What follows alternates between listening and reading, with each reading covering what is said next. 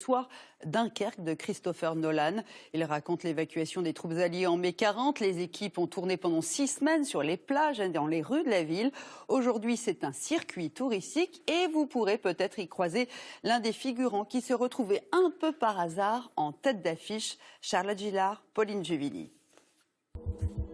C'est une carte postale qui a fait le tour du monde. Un décor de cinéma rendu célèbre grâce au film qui porte son nom, Dunkerque. L'histoire de l'opération baptisée Dynamo en mai 1940.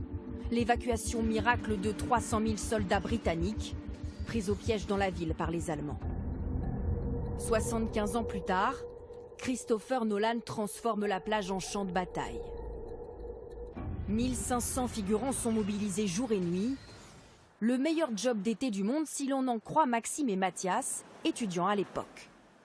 C'est là où on a tourné la fameuse scène où on attend le bateau et on se fait attaquer par un Stuka allemand qui fonce sur nous en pointe. Ils avaient accroché en fait une balle de tennis au bout d'une perche et en fait pour que tout le monde regarde le même axe, il fallait regarder la balle de tennis en fait qui représentait le Stuka. Si pour le coup il n'y avait pas un vrai Stuka qui nous fonçait dessus. Et alors comment on fait semblant d'avoir peur de mourir? Je sais pas. Face à une balle de tennis. Ouais, c'est ça. En fait, on était en situation, il faisait pas beau, on avait travaillé toute la journée, on était dehors toute la journée, donc on était déjà un peu fatigués, on avait froid. Donc déjà on était un peu dans les circonstances des soldats, enfin à notre niveau. Et donc on était déjà dans l'ambiance et il suffisait un peu d'être créatif et puis c'est tout. Enfin. Pendant 6 semaines, Dunkerque est un studio de cinéma à ciel ouvert. Les façades sont redécorées et les petits commerces doivent se plier aux règles du réalisateur. Voilà, donc le film a été tourné en partie aussi sur le front de mer. Donc ils nous ont expliqué, voilà, il fallait refermer quelques jours, tout ça. Bah oui, mais c'était dirigé par la Warner, on avait les courriers, c'était très suivi. Ils nous ont indemnisés correctement. Disons qu'ils avaient changé l'enseigne en enlevant tous les néons, tout ça. Et ils avaient quand même laissé le nom du restaurant, parce que je tenais à garder le nom du restaurant. Je dirais pour le boulot que ça a fait, on le voit à peine 10 secondes. C'est déjà ça. Oui, c'est un plus, mais je ne sais même pas si on le voit vraiment beaucoup. Tout le monde a vu le film? Vous l'avez aimé? Succès oblige, les touristes se pressent pour visiter les lieux du tournage.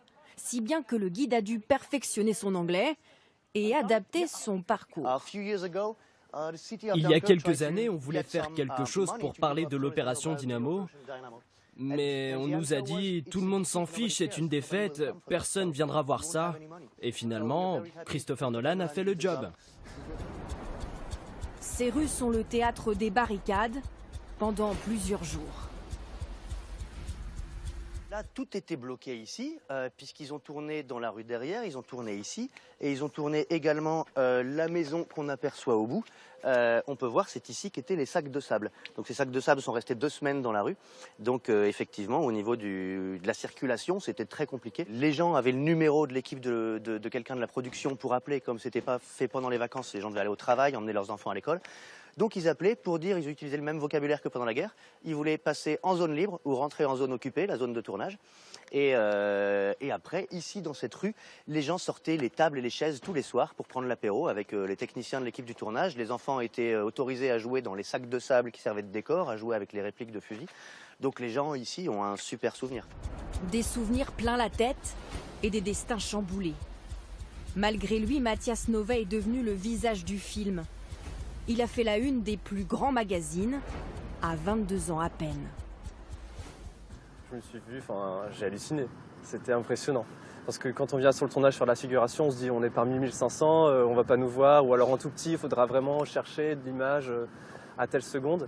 Et bah finalement, c'est l'image qui est passée en boucle, qui est réutilisée dans les photos, tout ça, partout. Enfin, c'est impressionnant. Hollywood est bien loin, mais la lumière de ses projecteurs risque de briller encore longtemps dans l'esprit des Dunkerquois.